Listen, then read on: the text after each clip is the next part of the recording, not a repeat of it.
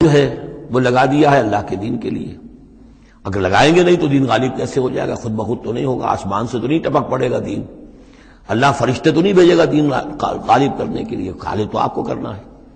لہذا اس صورت میں تو نیچرل یہ ہو جاتا ہے کہ پھر کم سے کم کرو، کم سے کم کرو، کم سے کم کرو، اپنے معیار زندگی کو اور نیچے لاؤ، اور نیچے لاؤ، اور نیچے لاؤ، تاکہ زیادہ سے زیادہ وقت، زیادہ سے زیادہ اپنی صلاحیتیں، زیادہ سے زیادہ اوقات، زیادہ سے زیادہ اپنے وسائل کو آپ فارغ کر سکیں اللہ کے دین کے لیے.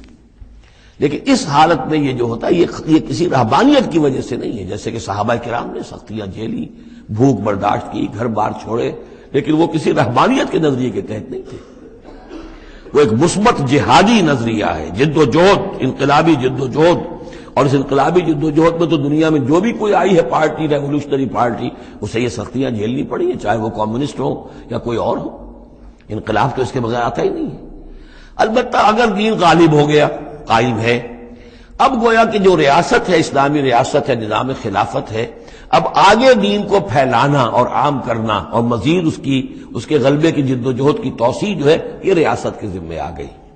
ریاست جو بھی اپنے شہریوں کے اوپر اس کے لیے بوجھ ڈالتی ہے، جو ٹیکس ڈالتی ہے، یا جو بھی والنٹیئرز مانگتی ہے، یہ لڑائی جو ہے ڈرافٹنگ کرتی ہے، بہت ٹھیک ہے. اس کے مطابق اگر اسے چاہیے 10,000 آدمی نکل آئے، باقی کی طرف سے یہ فرض کفایہ ادا ہو گیا. ریاست کے قائم ہونے کی شکل میں صورتحال بدل جاتی ہے. اب آپ اپنے گھر میں رہے، جو وقت آپ کے پاس ہے آپ اچھا کمائیں، اچھا کھائیں، اچھا پہنیں، کوئی حرج نہیں.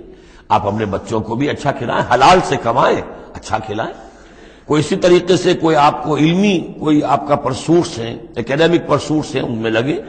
یا یہ کہ اگر آپ نوافل میں لگنا چاہتے ہیں، نفل پڑھیں اور اس کے ترقی جو ہے، اپنی روحانی ترقی جو ہے وہ تقرب بالنوافل کے ذریعے سے کرتے چلے جائیں. تو یہ تینوں راستے جو ہیں انسان کے لیے کھلے ہوں گے. کب؟ جبکہ دین غالب ہو. اس بنیادی بات کو نہیں لوگوں نے سمجھا ہے، اس لیے وہ رہتے ہیں کنفیوژن میں. صاحب اولاد کا بھی حق ہے، صاحب بیویوں کا بھی حق ہے، اس کا بھی حق تو سب کا ہے. لیکن یہ کہ وہ جو صحابہ کرام کو یاد نہیں تھا کہ ان کے بھی حقوق ہیں، یا ان کا دین اور تھا، ہمارا دین اور ہے.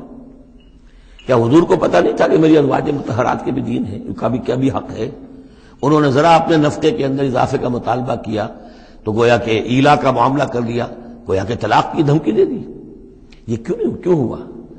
کیا ان کے جو خاندان والے تھے ان کا حق نہیں تھا؟ ان کو چھوڑ کر آ گئے مکے میں اور بھیڑیوں کے حوالے کر کے آ گئے، گویا کہ قریش کے سرداروں کے حوالے ان کے رحم و کرم پر چھوڑ کر آ گئے نا مدینے، جن کو ہجرت کا حکم ملا ہے. یہ ساری چیز دن میں یہ ہے دو شکلیں مختلف.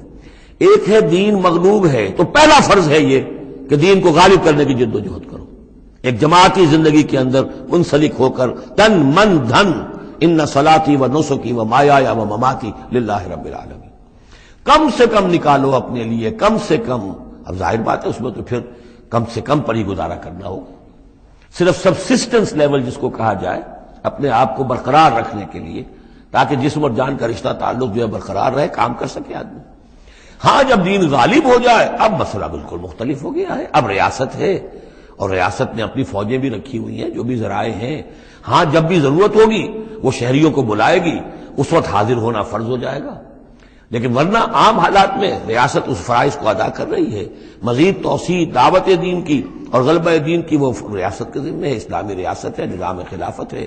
اب آپ جو ہے انڈیویجولز کی حیثیت سے اپنے کاروبار میں لگ جائیں، یا کوئی شخص اپنی روحانی ترقی میں لگ جائے، کوئی شخص یہ کہ دولت زیادہ سے زیادہ کمائے اور وہ اس کو ثواب کے کاموں میں صرف کرے، کوئی شخص جو ہے کسی سائنس میں، کسی اور شعبے میں اسے علمی دلچسپی ہو جائے، تحقیق کے کاموں میں، سارے راستے کھلے ہوں گے.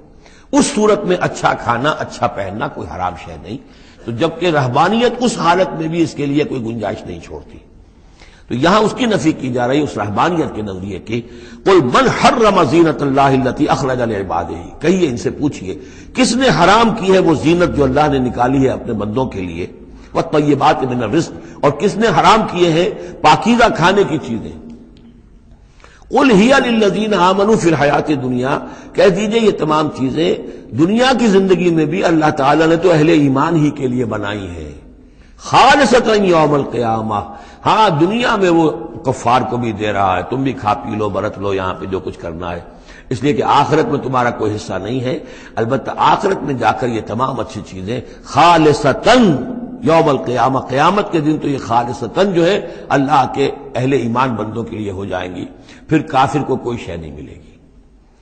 کذالک نفصل الآیات، اس طرح ہم اپنی آیات کی وضاحت کرتے ہیں لقومی یعلمون، ان لوگوں کے لیے جو علم رکھتے ہو یا جو علم حقیقی حاصل کرنا چاہیں۔ قل انما حرم ربی الفواحش ما ظہر منها وما بطن، کہہ دیجئے کہ میرے رب نے تو حرام قرار دیا ہے بے حیائی کی باتوں کو، خواہ وہ اعلانیہ ہو اور خواہ چھپی ہوئی ہو، بے حیائی خواہ چھپی ہوئی ہو وہ بھی اللہ تعالیٰ کو پسند نہیں ہے، وہ بھی حرام ہے۔ والاسم، اور گناہ کو حرام کیا ہے، والبغی، اور ناحق زیادتی کرنا کسی دوسرے پر بغیر الحق، وان تشرکوا باللہ ما لم ينزل بہ سلطانا، اور اس کو حرام ٹھہرایا ہے کہ تم اللہ کے ساتھ شریک ٹھہراؤ کسی ایسی چیز کو جس کے لیے اس نے کوئی سند نہیں اتاری ہے، وان تقولوا علی اللہ ما لا تعلمون، اور حرام قرار دیا اس بات کو کہ تم اللہ کی طرف منسوب کرو وہ چیزیں کہ جو تم نہیں جانتے، جس کے لیے تمہارے پاس کوئی علم نہیں ہے۔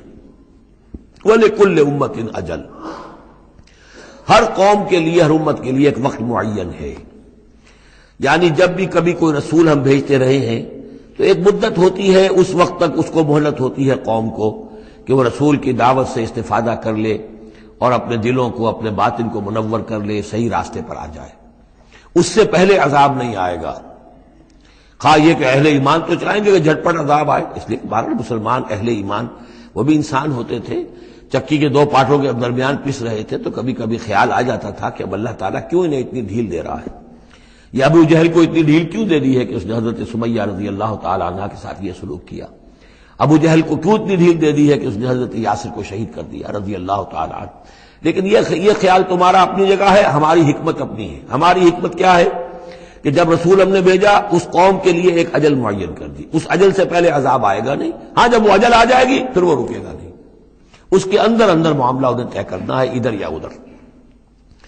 وَلِكُلِّ أُمَّةٍ أَجَلٌ، یہ ہم پڑھ چکے سورہ نام میں کہ اگر میرے پاس ہوتی وہ شے، میرے اختیار میں ہوتی کہ جو تم جلدی مچا رہے ہو تو کبھی کا میرا اور تمہارے درمیان قصہ جو ہے چکایا جا چکا ہوتا۔ فَإِذَا جَاءَ أَجَلُهُمْ، لیکن جب ان کی اجل آ جائے گی، لَا يَسْتَأْخِرُونَ سَاعَةً وَلَا يَسْتَقْدِمُونَ، نہ تو وہ اس کو مؤخر کر سکیں گے ایک گھڑی بھی، اور نہ ہی اس سے کھسک سکیں گے، سرک سکیں گے آگے کی طرف۔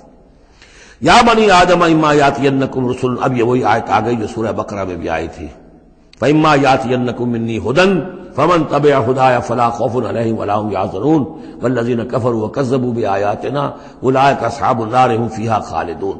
یا بنی آدم اما یاتینکم رسل منکم، اے بنی آدم جب بھی تمہارے پاس آئیں گے رسول تم ہی میں سے ہوں گے، تم میں سے تمہاری قوم کے لوگ ہوں گے، یقصون علیکم آیاتی، جو تمہیں میری آیات سنائیں گے، فمن اتقی واصلح، تو جو بھی تقوی کی روش اختیار کرے گا اور اصلاح کر لے گا اور نیکی کی روش اختیار کرے گا، فلا خوف علیہم ولا هم یحزنون، ان کے لیے نہ کوئی خوف ہوگا اور نہ وہ کسی حزن سے دوچار ہوں گے۔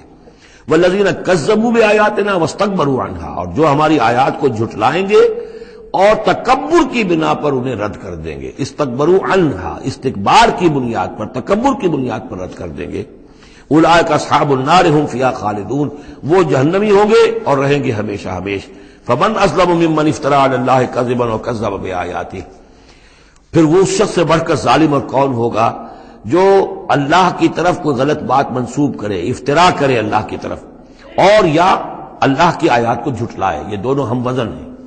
اولئک ینالهم نصیبهم من الکتاب، ان کو جو بھی دنیا میں رزق وغیرہ کا معاملہ ہے وہ تو ان کو مل جائے گا، یہاں دنیا میں تو ہم نے یہ سورہ بنی اسرائیل میں مضمون آئے گا، اب کوئی شخص کفر کرے اللہ فوراً اس کی روزی روک لے اور ایک دن کے اندر اندر وہ یہ بھوک سے مر جائے، ایسا نہیں ہے۔ جو ہم نے یہاں پہ ان کے لیے لکھا ہوا ہے جو رزق ہے اس دنیا کے اندر وہ تو انہیں ملتا رہے گا، وہ رکتا نہیں ہے، انہیں اپنے اس نصیب میں سے حصہ مل جائے گا۔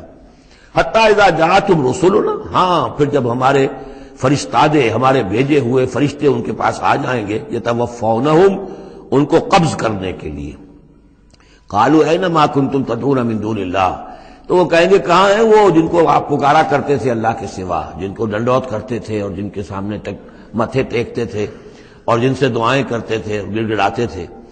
قالوا ضلوا عنا، وہ کہیں گے وہ سب گم ہو گئے، ہوا ہو گئے، ہم سے سب جاتے رہے، ضلوا عنا وشہدوا علی انفسہم انہم کانوا کافرین، اور وہ خود اپنے خلاف یہ گواہی دیں گے کہ واقعتاً ہم تھے ناشکرے، ہم نے کفر کی روش